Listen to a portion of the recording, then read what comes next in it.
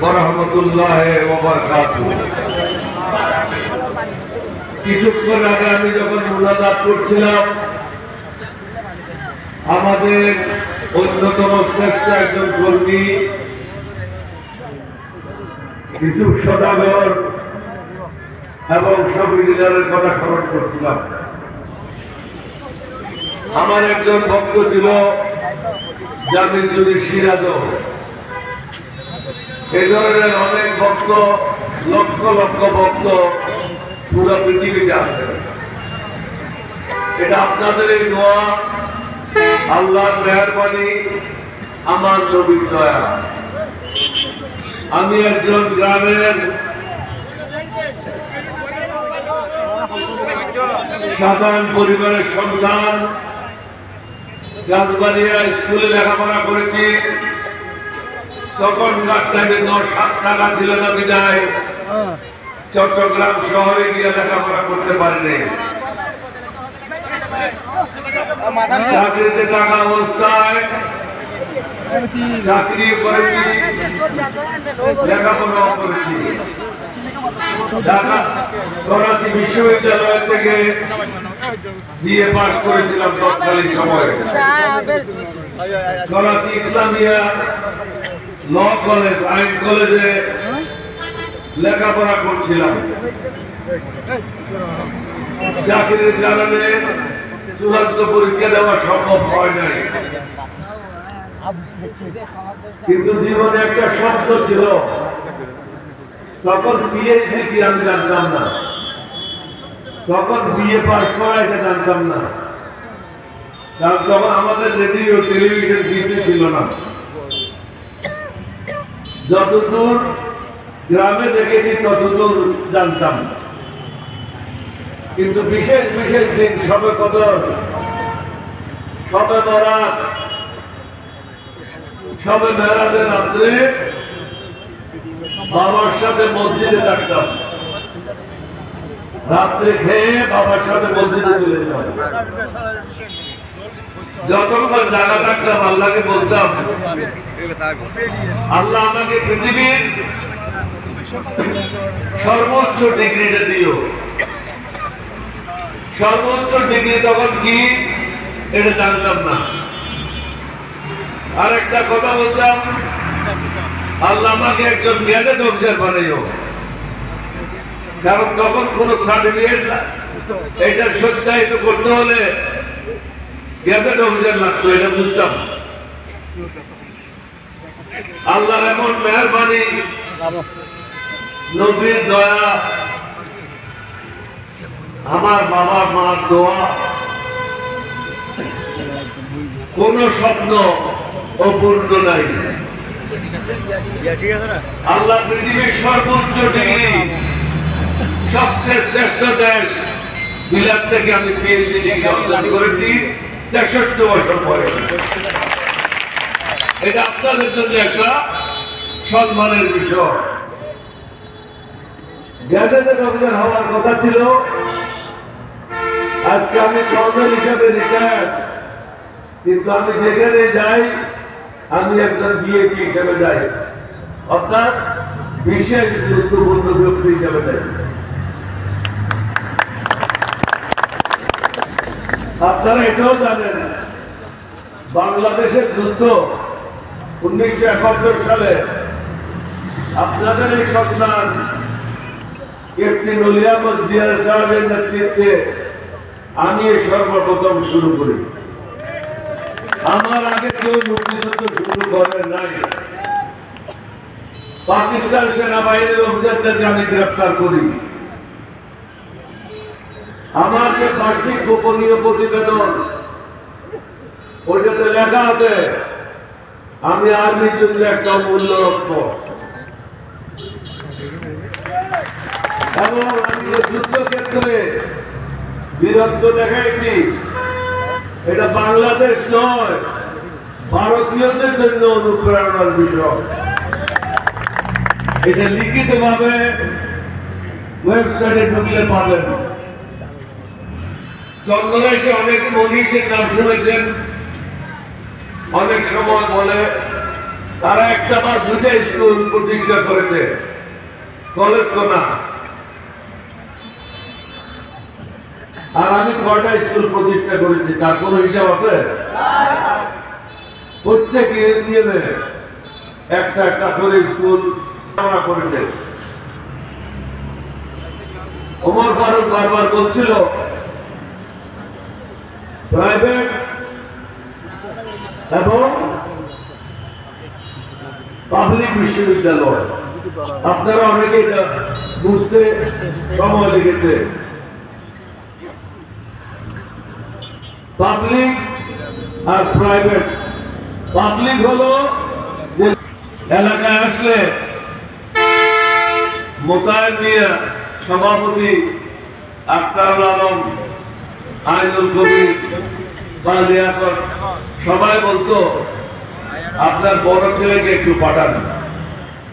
আমি বলতাম যখন সময় হবে তখনই পাঠাবো। হুজুর পাক নবুয়ত পেয়েছে কয় বছরে? 40 বছরে, তাই না? আমার নবী কয় বছর নবুয়ত পেয়েছে? 40 বছর বয়স হওয়ার পরে। অর্থাৎ একজন উপযুক্ত না হওয়া পর্যন্ত তাকে যদি কোনো জিনিস দেওয়া হয় তাহলে সেটা সে ধরে রাখতে পারবে না। 40 বছর শিক্ষকতা করেছে, 6 বছর বিদেশে লেখাপড়া করেছে। এখন আমি মনে করি সে আপনাদের খেদমত করার জন্য উপযুক্ত হয়েছে। আমার কথায় আসেন, আমি এখন 86 বছর, আর কয়েকদিন পরেই শেষ হবে, মার্চ মাসের 13 তারিখ। তারপরেও আমি চিন্তা করেছি একটা বিষয়, যে মানুষ কোন জিনিস থেকে চলে যাওয়া উচিত যখন সর্বোচ্চ জায়গায় তার সম্মান পাবে। ধাক্কা খেলে তো সবাইকে চলে যেতে হয়, লাঠি খেলে তো সবাই চলে যেতে হয়, কিন্তু যখন সর্বোচ্চ জায়গায় পুরো পৃথিবীর মানুষ যাকে সম্মান করে তখনই তার বিদায় নেওয়া সম্ভব হয়। আজকে পুরো বাংলাদেশ থেকে আমাকে নিয়ে বিভিন্ন ধরনের সুন্দর সুন্দর প্রস্তাব আসছে। এটা আল্লাহর মেহেরবানি, নবীর দয়া। আমি হইতে চেয়েছিলাম রোড এন্ড হাইওয়েজ এর একজন কেরানি, আমি হইতে চেয়েছিলাম রেলওয়ের একজন কেরানি, কিন্তু আমাকে আল্লাহ ওটার মন্ত্রী বানাই দিল। কারণ ওই যে সবে মেরাজ, সবে বদর, সবে বরাতের রাত্রে বাবার সাথে মসজিদে যেতাম, আল্লাহর কাছে দোয়া করতাম, বলে তুমি আসলে কে? আমার নাম বলি আমার এত দূরে আমার বলতে এটা কখনো ঘটে নাই। দরবার থেকে হুকুম আসবে তোমাদেরকে নবীর ঘরে ঢুকানোর জন্য।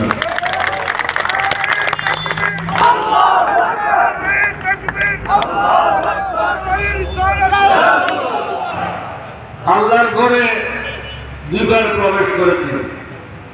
প্রথমবার যখন প্রবেশ করলাম, এই জায়গাটা আফসার উদ্দিনকে এই জায়গাটা আমি নিয়ে দিয়েছিলাম। আমাদের লোক, এই কাঞ্চন আমাদের লোক তাকে জায়গা দিচ্ছিল না। ও আমাকে বলছিল একটা দাঁতের চিকিৎসালয় করবে, দাঁতের চিকিৎসালয় আমি ওই জায়গাটা করে দিয়েছিলাম। আজকে সেখান থেকে শত শত কোটি টাকা রোজগার করছে। বঙ্গবন্ধু টাকা অবস্থায় সর্বময় ক্ষমতার অধিকারী ছিলাম। আমি তো একটা দুইটা ব্যাংক করতে পারতাম, একটা দুইটা ফ্যাক্টরি করতে পারতাম। আমার ফ্যাক্টরি হলো চন্দনেশের জনগণ।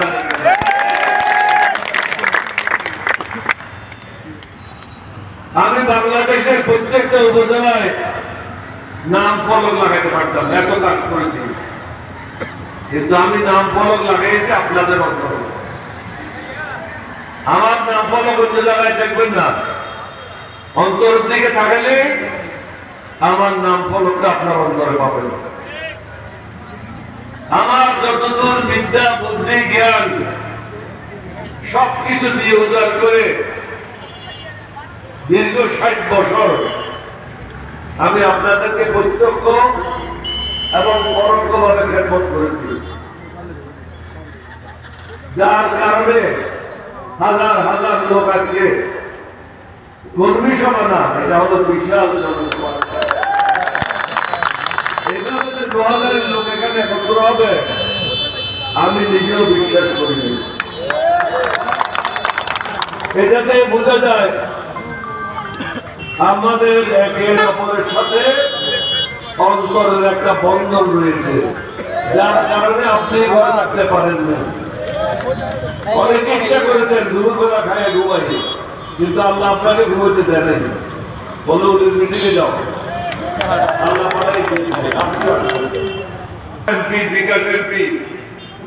জেলা বোর্ডের টাকা দিয়ে ঘরের সামনে গেট করেছে, আমিও তো একটা করতে পারতাম, সেটা তো করে দিই। আমি আগে আপনাদের রাস্তা করে দিয়েছি। আপনারা জানেন এক সময় 90 সালে 2000 লাইন বন্ধ হয়ে গিয়েছিল, রেল লাইন নাকি না? আমি মন্ত্রী আমার সাথে রাতে বলে দিলাম একটা হলেও ট্রেন চলবে, 2000 ট্রেন যাবে। কারণ আমার কৃষক লোকেরা, আমার শ্রমিকেরা কিভাবে শহরে তাদের পণ্য নিয়ে আসবে? ঠিক আছে, সকালে যাও, বিকেলে আসো, কিন্তু যেতে হবে। আজকে আপনি দেখেন পূর্ব দিকে আপনি যেতে পারবেন না, গাদার বাচ্চারা এমন ভাবে সেতু দিয়েছে একটা ট্রাক পাস হতে পারে না। ট্রাকটা কিভাবে যাবে এই গাদার বাচ্চারা যারা সরকারে ছিল এটা তারা চিন্তাও করে না। রেল লাইনের উপর দিয়ে নিয়ে গেছে, এটা গিয়ে দিয়ে ট্রাক যাইতে পারবে? ট্রাক যাইতে পারবে না।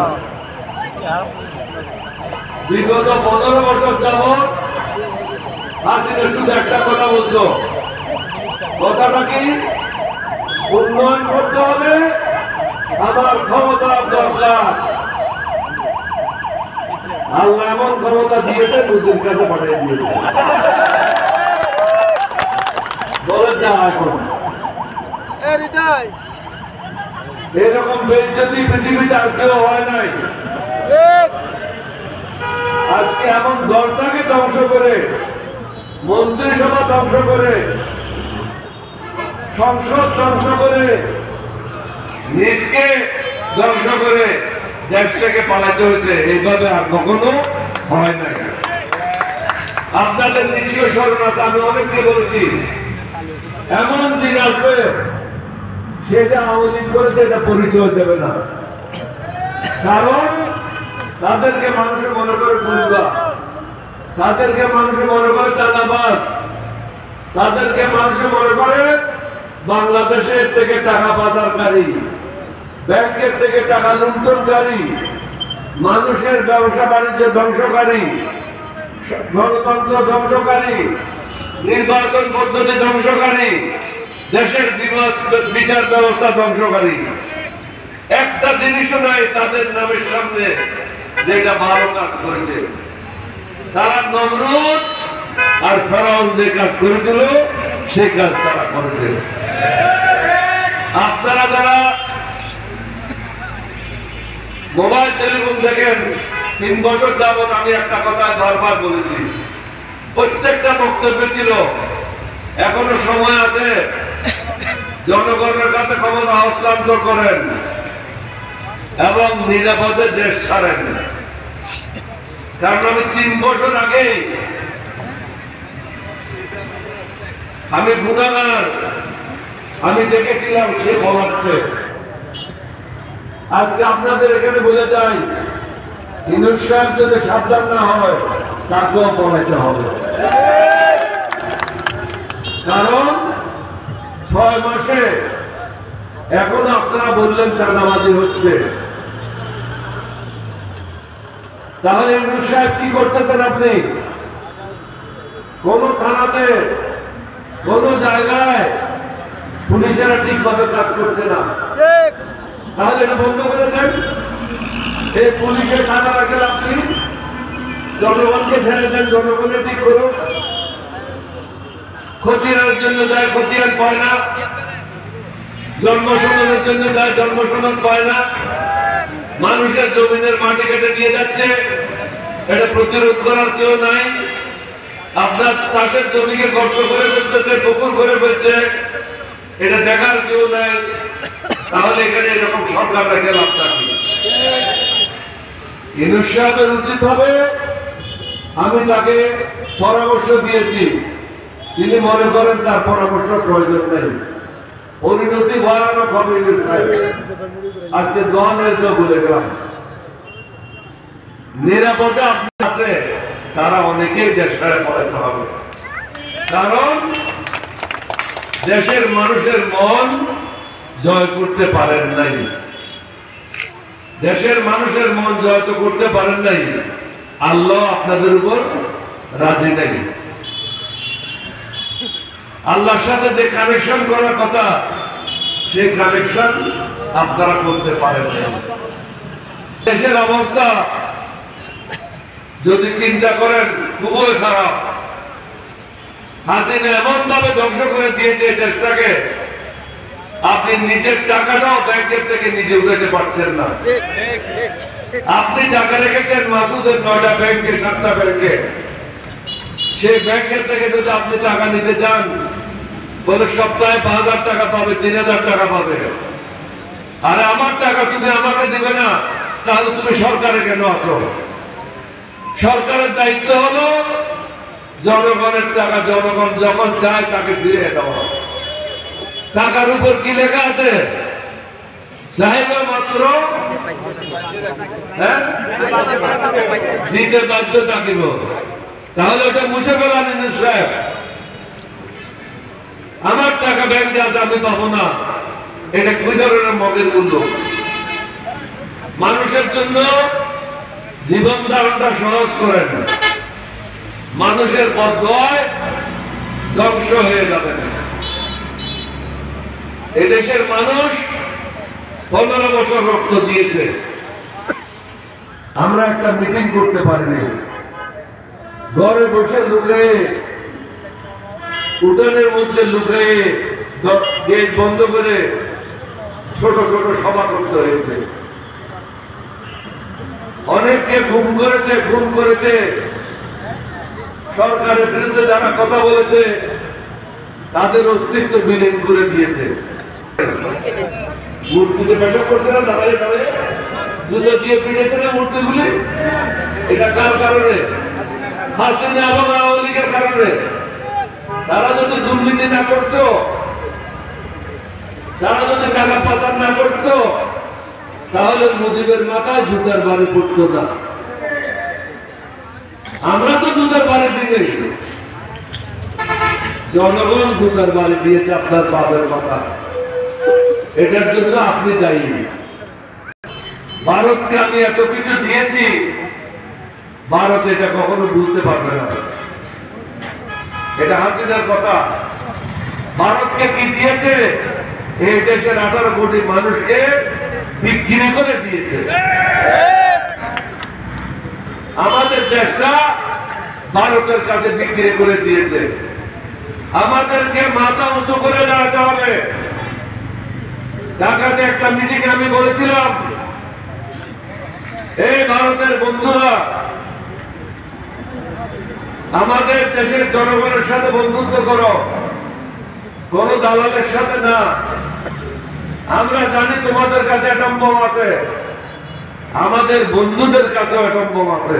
তোমরা যদি মারো, আমরাও মারব, আমরা বসে থাকবো না।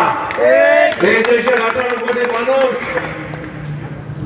1 মাসের মধ্যে আমরা 1 কোটি সৈন্য তৈরি করব। সুতরাং বাংলাদেশকে খেলা করে দেখার মতো না। আমরা যারা যুদ্ধ করে দেশ স্বাধীন করেছি, আমাদের বয়স হয়েছে, কিন্তু যুদ্ধ যাওয়ার সময় এখনো শেষ হয় নাই।